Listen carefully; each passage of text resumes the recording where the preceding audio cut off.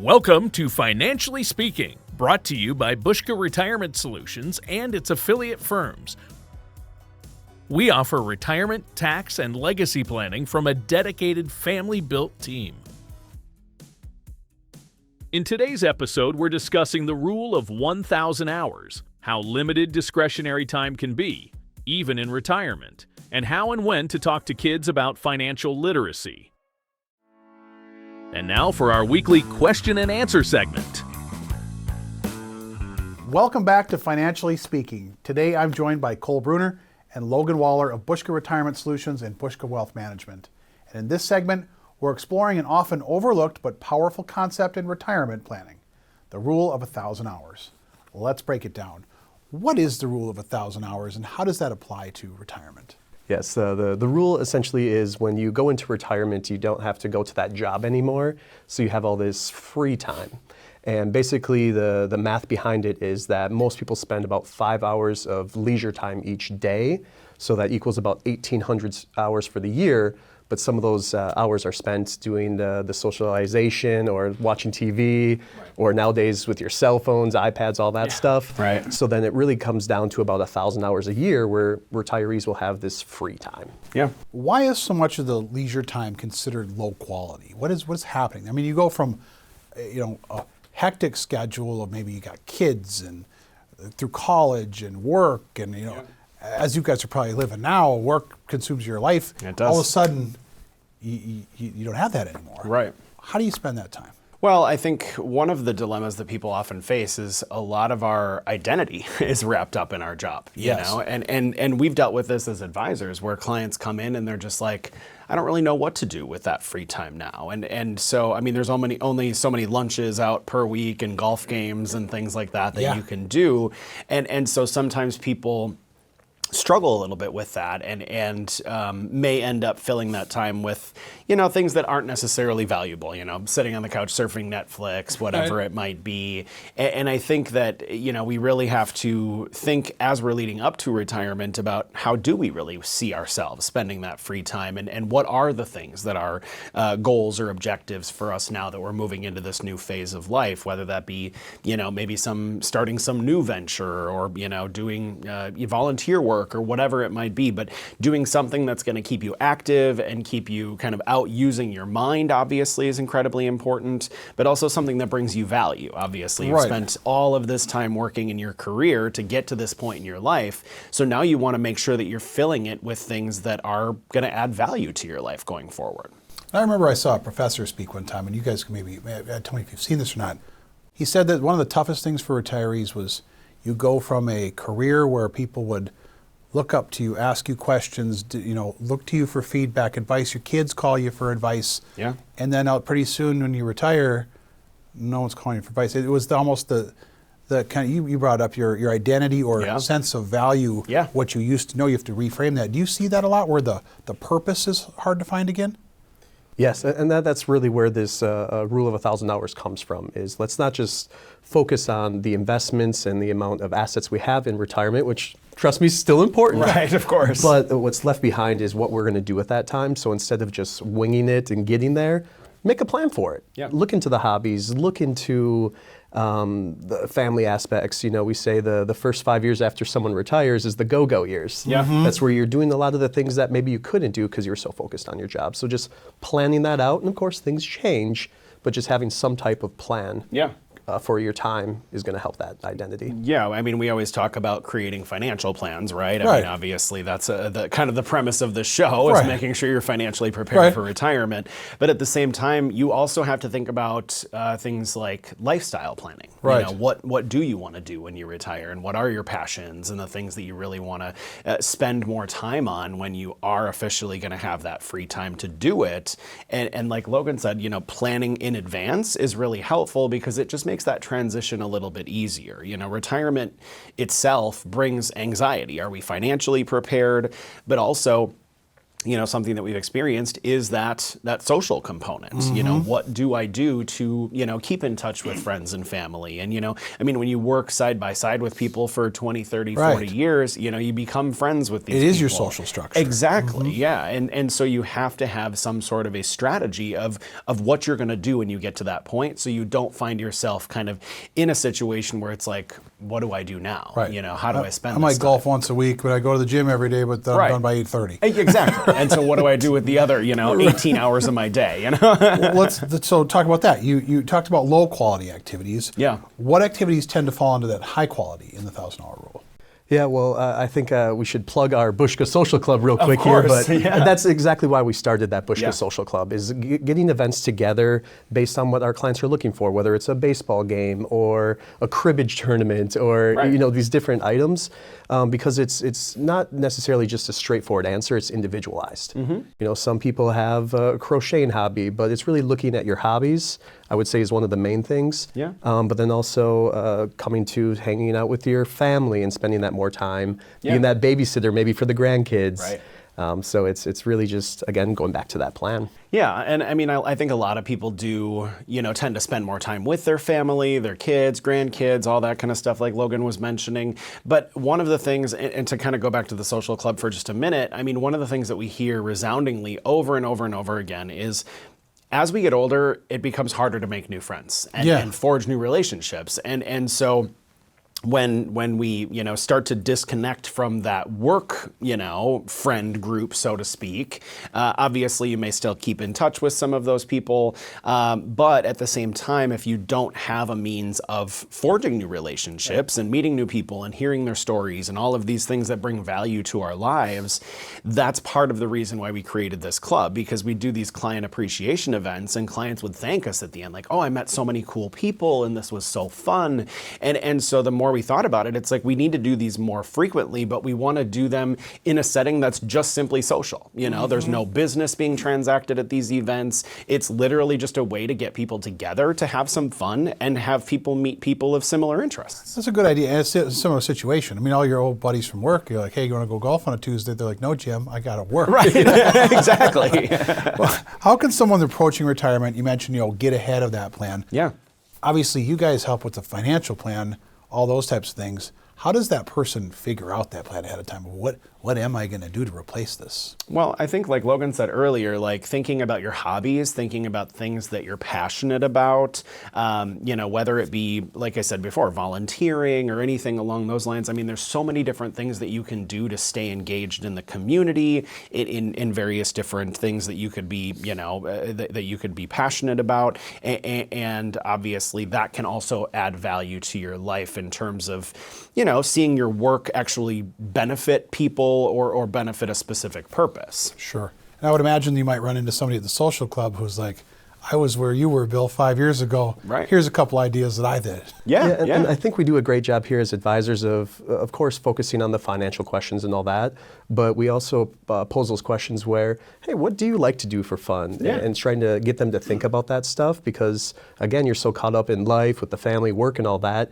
you kind of forget about your hobbies. Right. And a lot of the times when we ask that, people are like, I don't know, I'm bored, I just watch TV. Right. So it's starting to challenge those people into thinking of that, and that helps them get to, okay, now we can start to create this plan for our time. Yeah. Good. I like this topic. Let's get back to it. After a short timeout, we'll be back with more conversation about how the rule of 1,000 hours can be a critical part of your retirement strategy.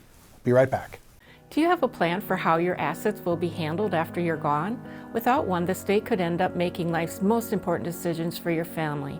Through our partnership with Estate Guru, we make estate planning process simple and affordable, offering wills, powers of attorney, and revocable trusts. On average, our service costs 70% less than the traditional estate attorney fees, and you may even qualify for free financial and healthcare power of attorneys. Call our office today to get started. And now back to our weekly question and answer segment. Welcome back to our discussion on the rule of 1,000 hours, a time-focused way to think about retirement. Before the break, Cole and Logan detailed how truly limited discretionary time can be, even in retirement. Now let's talk about how to protect and maximize it. Protection word is an interesting word. Yeah. How can retirees set boundaries or make choices that protect their time from being overtaken by obligations? I mean, you just left the stress or whatever you did from work. The last thing you need is to load it back up in retirement. Right. You want something to do like we talked about, but Yeah. also you got to protect some. What is some ways to protect that? Yeah. I think it starts out with just the age-old thing that we spend most of our life trying to do, and that's being okay with saying no. Yeah, right. You know, a lot of us, especially in the Midwest and Wisconsin here, we're yes people. Yep. We're people pleasers. Oh. So it's okay with saying no and being able to say no to the people that matter. Yeah. Like especially when you have grandkids and like that, and then your kids call and say, hey, can you watch the grandkids? You want to spend time with them, Of course. but you have to respect that time that you have now. So I think it starts out with just being able to say no, and we hear all the time that retirees are more busy in retirement than they were working. we do hear that because all the they keep time. getting asked to join these nonprofits or these clubs and volunteer. So I really think it stems from just focusing on what you want to do and being able to say no. Well, and I think you kind of hit the nail on the head there, Logan, in terms of the babysitting component. You know, I hear all the time, like, oh, all of a sudden, you know, mom or dad are, you know, retired, so they're available. So it's free all like, the hey, I'm time. dropping off the kids, you know. Take them up next week. And of course, I mean, certainly grandparents enjoy spending time with their grandkids and all of that kind of stuff, but you want it to be valuable time versus just becoming like another job. Like now you're just the built-in babysitter type of thing. Right. Certainly that may get old over the Yes. course of time, especially when it interrupts your ability to go and have lunch with your friends or do other things that would potentially bring value to your life in other ways. And so I think Logan is exactly right. You have to be willing to outline what you are willing and not willing to do in terms of your life, because again, this is your life at the end of the Hey, you day. have limited time. Exactly. And there are certain things that a lot of people retire with the desire to do. And so you want to make sure that, you know, you're not constantly saying yes to people that need help with this or they need this project done or what have you. And Logan's right. We do hear all the time, you know, I'm so busy. I don't know how I got all this done while I was still working, you know? I don't know. I had time to find it if I have a job. Exactly. I think that comes back to schedule Yeah, with that. 'Cause absolutely. when you're working, you have a schedule so you can accomplish things because you know you have to be to work from 8 to 5 or whatever. Yeah. In retirement, you can sleep in now, Right. which is great at first, but Yeah. then... Just put it on the schedule. Yeah, put it on the schedule. I saw a guy speak one time. He said, you know, you have limited hours in a day. So he said, my motto was, if it's not a heck yes, it's a heck no. Yeah. It's one of the two. That's a good way of What approaching tools it. or strategies can help retirees align their time with their passion, values, legacy? You know, forget golf every day or pickleball every Yeah. day. You can figure those ones out, but the real deeper meaning to it, how can they figure that out?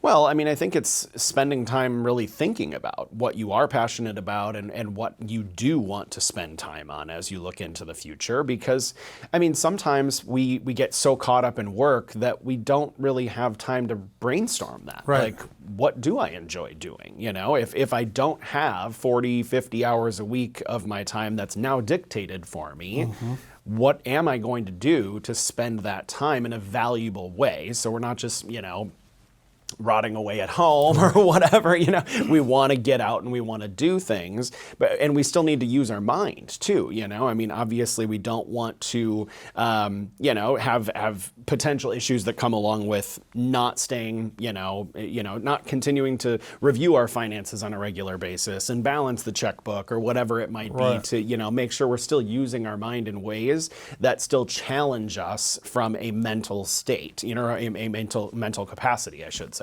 I think that's probably a key too. Of you, if you don't working or whatever, keeping your mind busy tends to keep you younger. I would have. Yeah, If absolutely. you have something to do there.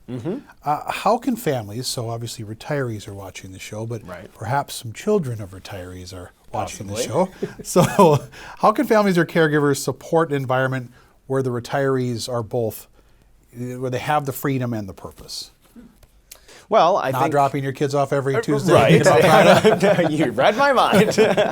You know, being understanding of the fact that even though they have this newfound free time, they are going through a transition, both in terms of career, but also a real mental transition. You know, there is a lot of things that come with retiring.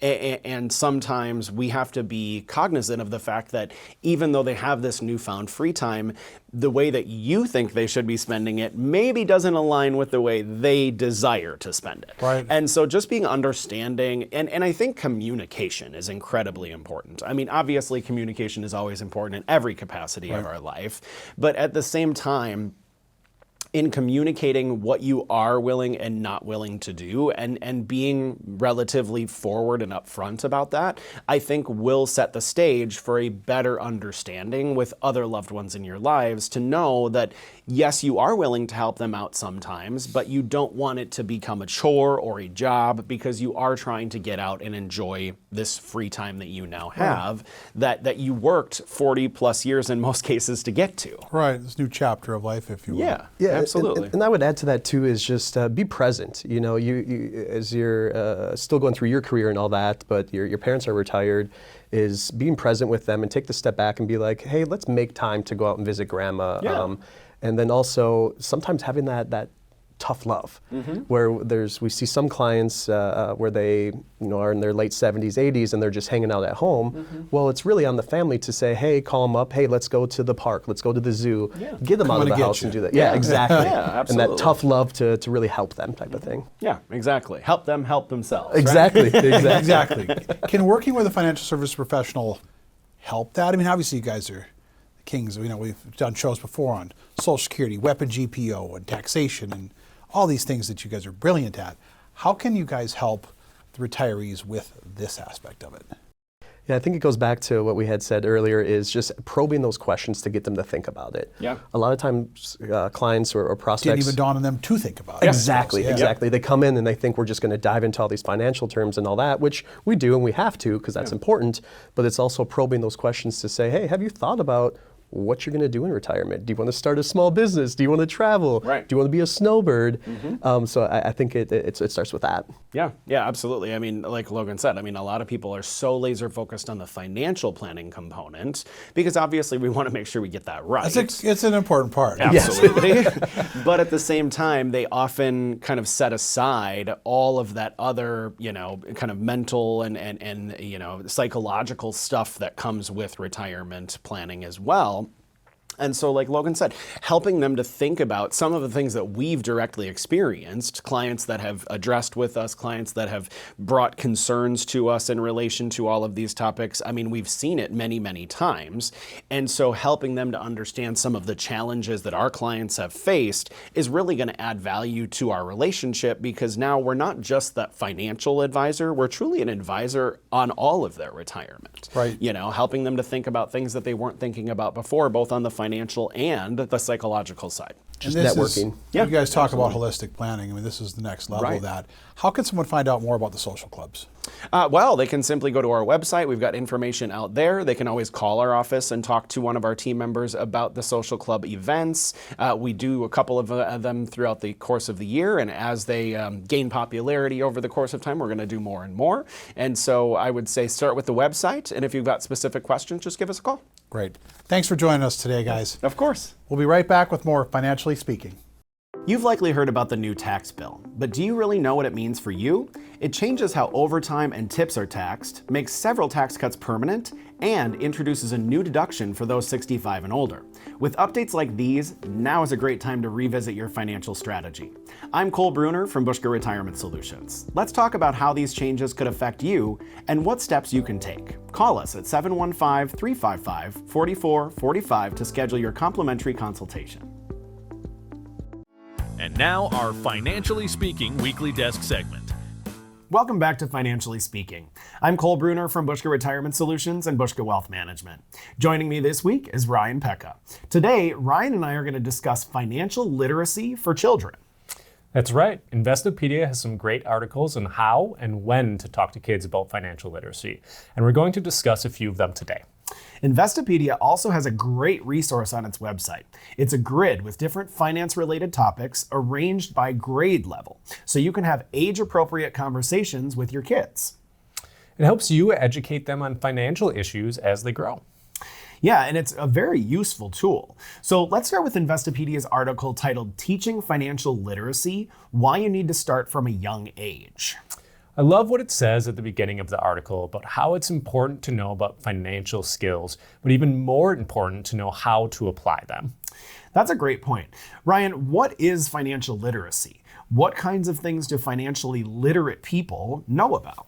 Sure. Teaching your child about things like earning, saving, spending, borrowing, and reducing risk can help to increase their financial literacy. According to the article, research proves that starting young is better for building healthy lifetime money habits. Now, let's talk about gaps in financial literacy in the US. Is everyone in the country equally financially savvy? That's a great question, Cole. And according to the article, there are gaps among different groups. There are disparities between individuals from different backgrounds and those from different socioeconomic levels. So, do people from a higher socioeconomic status have higher financial literacy? Yes, and that's not really a surprise, is it? Wealthier families have higher financial literacy, which they pass on to their children. That's true. So the lack of financial literacy does not cause a lower socioeconomic status. I would argue that financial literacy can help lower income people improve their circumstances, but I would also argue that people often lack financial literacy because they're poor. They're not poor because they lack financial literacy. That makes a lot of sense to me. What about women, Ryan? Are women as financially literate as men?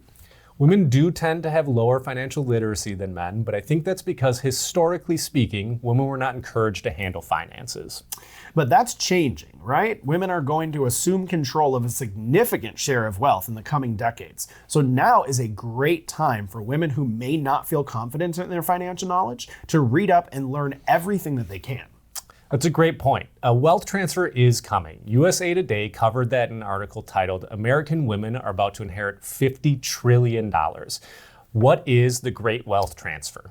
Well, if you're a woman, now may be a great time to start planning for how you'll manage wealth once it transfers to you, if you stand to be part of the Great Wealth Transfer. So what are the benefits of teaching financial literacy? People who do better on financial literacy tests also tend to make better financial choices. That's pretty straightforward, right? But it underscores the need for financial education. It could help close wealth gaps, right? Right. The article gives an example of some middle schoolers who got an eye-opening financial education when they participated in a stock market simulation. A pair of students noticed online chatter about GameStop stock and decided to invest in it. Over 10 weeks, the students earned $71,526.61 on their investment. I think most of us would like to earn $71,526.61 in 10 weeks. I know, right? It was hypothetical money, but the kids who participated in the simulation learned something they'll likely never forget. Absolutely. That's a great lesson. So what about building good financial habits? Sure. Financial literacy is essential for building good financial habits. Financially literate people spend less than they earn. They save more money in emergency funds and retirement accounts. If you're financially literate, you're also less likely to take money from your 401k prematurely and more likely to invest money. So what about debt? Can being financially literate prevent people from falling into debt traps? Yes, that's a great example. If you have a high level of financial literacy, you're more likely to avoid payday loans, which can ensnare you in debt with high interest rates and fees. You're also less likely to take loans from pawn shops and more likely to pay more than the minimum on credit cards. Oh, that's a good one. When you pay just the minimum on credit cards, your debt can quickly get out of hand. That's right. Now, what about college loans?